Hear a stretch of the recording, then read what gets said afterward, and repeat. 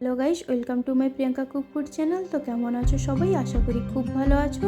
তো আজ অনেক দিন পর বাড়িতে একটু দেশি মুরগির ঝোল রান্না করলাম, ভাবলাম রেসিপিটা তোমাদের সাথে শেয়ার করি। তো চলো দেখা যাক।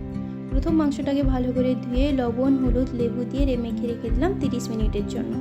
তারপর কড়াইতে তেল গরম হয়ে গেলে অল্প চিনি দিয়ে ফোড়নে দিয়ে দিলাম শুকনো লঙ্কা, তেজপাতা, জিরে, গরম মশলা। তারপর পেঁয়াজ দিয়ে ভালো করে ভাজলাম। পেঁয়াজটা ভাজা হয়ে গেলে তার মধ্যে দিয়ে দিলাম আদা, রসুন, জিরে বাটা।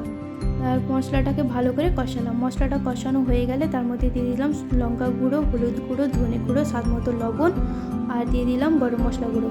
তারপর ওতে অল্প জল দিয়ে মশলাটাকে ভালো করে ফুটিয়ে নিলাম।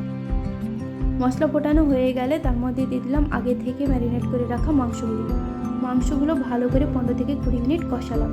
মাংস থেকে তেল বেরিয়ে এলে অল্প জল দিয়ে দিলাম মাংস সেদ্ধ করার জন্য।